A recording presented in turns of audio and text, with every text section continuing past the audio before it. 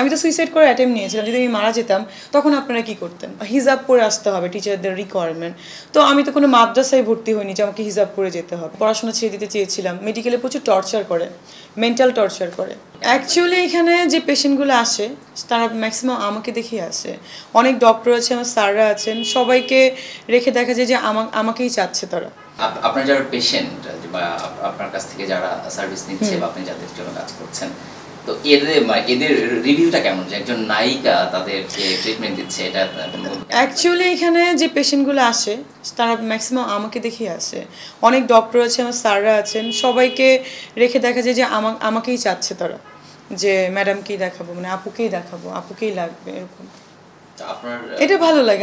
আমি অনেক মানে ফিল করি, ভালো লাগে। মানে একটা সম্মানের জায়গা আমার মনে হয় যে আসলে তো আমার ফার্স্টে নায়িকা বা এরকম মডেল বা এনিথিং মিডিয়া রিলেটেড কোনো কাজ করার ইচ্ছা ছিল না। এটা তো আসলে মানে লাক বাই চান্স হয়তো বা হয়ে গেছি, বাট আমার তো ডক্টর হওয়ার ইচ্ছা ছিল।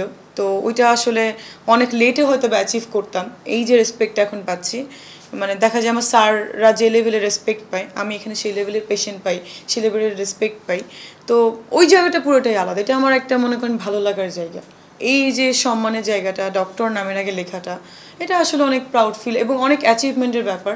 আমি অনেক মানে কষ্ট করে আমার মনে হয় যে আমি পাস করেছি, কারণ এটা খুব মানে স্ট্রাগলিং একটা পিরিয়ড ছিল আমার লাইফে।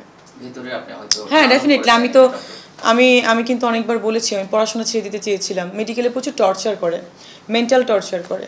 মেন্টাল টর্চার মানে হচ্ছে টিচাররা এভরিডে আমাদের এক্সাম থাকে, এভরিডে আমাদের কার্ড থাকে, এভরিডে আমাদের আইটেম থাকে, আইটেম এক্সাম।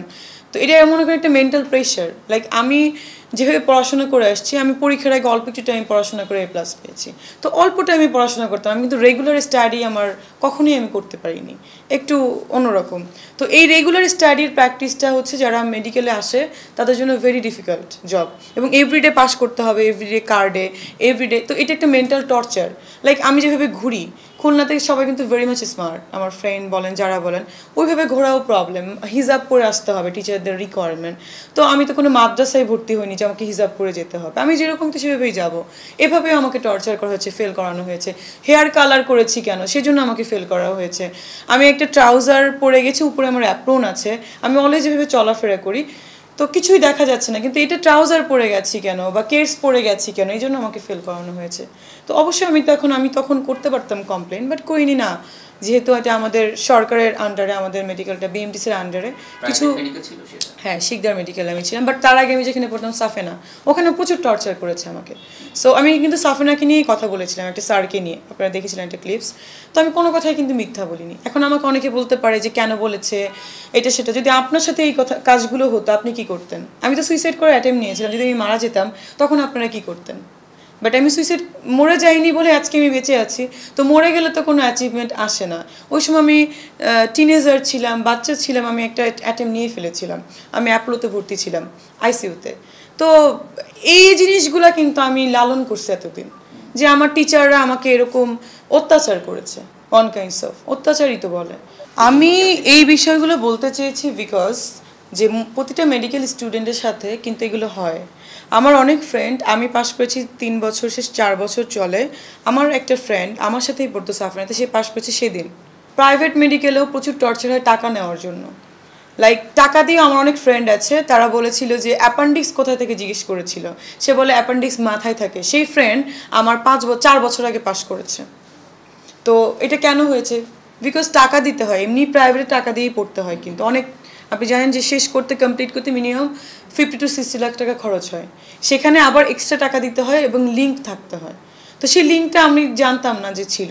তো এইভাবে রেগুলারলি ফেল করতে করতে ডেফিনেটলি তো আপনি একটা স্যারের কাছে বা কারোর কাছে যে বলবেন যে আমাকে পাস কীভাবে করতে হয়, এরকমই কিন্তু ব্যাপারটা। তো আমি চেয়েছি যে যারা মেডিকেলে পড়ে তাদের মানে কনসার্ন করতে, বা তাদের কি বলে এটাকে, ধারণা দিতে চেয়েছি যে এখানে অনেক রকম টর্চার হয়, মেডিকেল মানে মানসিক টর্চার হয়। এটা আপনারা যদি না জেনে যান তাহলে আপনাদের জন্য ভেরি ডিফিকাল্ট এই জায়গাটা ক্রস করা। ডক্টর নামের আগে অনেক স্বপ্ন নিয়ে, কিন্তু দেখেন আমাদের দেশে সবাইকে যদি জিজ্ঞেস করা হয় আপনি বড় হয়ে কী হবেন, বলে ডক্টর, ইঞ্জিনিয়ার হব।